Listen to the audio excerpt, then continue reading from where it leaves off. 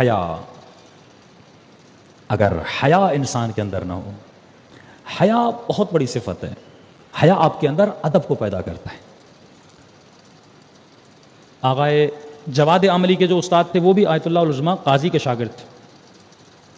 وہ بیان کرتے ہیں آقا قاضی کا ایک عمل تھا کہ یہ ڈیلی بیسس پہ وادی سلام جاتے تھے اور 1.5-2 گھنٹہ وہاں پہ بیٹھ جاتے تھے. کہ میں نے دیکھا نماز بھی نہیں پڑھ رہے، کوئی خاص کام بھی نہیں، بس بیٹھ کے کچھ دیکھ رہے ہوتے تھے اور سوچ رہے ہوتے تھے. میں نے کہا قبلہ سے ایک دن پوچھوں گا کہ آپ اتنا کیوں بیٹھتے ہیں. رات کو گھر گیا اور میں نے کہا کہ پرسوں میں ایران کے لیے نکل جاؤں گا اور کل جا کے اپنے استاد کی ملاقات بھی کر لوں گا، خدا حافظ بھی کر لوں گا.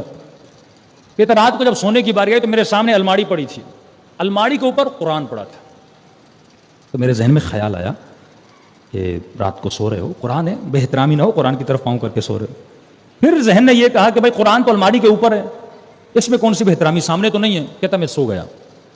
صبح اٹھا، مسجد سہلا میں آیت اللہ قاضی درس اخلاق دے رہے تھے اور میں آغا سے جا کے ملا. تو جیسے درس ختم ہوا، آغا صاحب نے پہلی بات یہ کی کہ میرے لال کل تہران نہیں جانا، تمہارے فائدے میں نہیں ہے. ایک تو یہاں پریشان ہوا کہ آغا کو پتا کیسے چلا کہ میں تہران جانے والا ہوں، یہ طاقت ان کو کہاں سے ملی. دوسرا انہوں نے کہا کہ جس انسان کے وجود میں حیا ہوتا ہے وہ قرآن کی طرف پاؤں کر کے نہیں سوتا. اگر حیا نہیں ہے تو ادب نہیں ہے. ادب اور حیا یہ دو چیزیں ہیں جو انسان کے وجود میں معرفت اہل بیت کو بڑھاتی ہیں. بے ادب محروم از لطف رب. کئی ایسے لوگ ہیں عالم بن جاتے ہیں، علم تو بہت ہوتا ہے پر ادب اہل بیت نہیں ہوتا. اور کئی ایسے ان پڑھ ہم نے دیکھے ہیں، پڑھے لکھے نہیں ہوتے لیکن ادب بہت ہوتا ہے.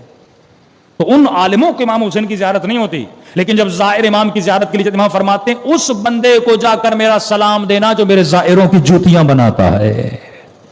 یہ کس وجہ سے؟ ادب کی وجہ سے. اگر ادب ہے، بے ادب محروم ہے. کہا قرآن اوپر بھی ہو، پاؤں کر کے قرآن کی طرف نہ سو جا کر. میں نے پریشانی کے عالم پوچھا قبلہ ایک تو معافی چاہتا ہوں، میں نے قرآن کی طرف پاؤں کیے، میں نے سمجھا اوپر ہے، لیکن مجھے یہ بتائیے کہ اتنا علم، یہ اخبار، غیب کی اخبار آپ کو کیسے پتا چلیں؟ کہ یہ سب کچھ مجھے وادی السلام سے ملا ہے. تیسرے سوال کا بھی جواب دیا کہ میں وادی السلام کیوں جاتا ہوں. جب انسان وجود کو پاک کر لیتا ہے تو اہل بیت اس کے وجود میں حکمت کے چشمے کھولتے ہیں، وہ کچھ عطا کرتے ہیں جس کا انسان نے تصور نہیں کیا. اور یہ کب پیدا ہوتا ہے؟ جب انسان کے وجود میں حیا ہوتا ہے.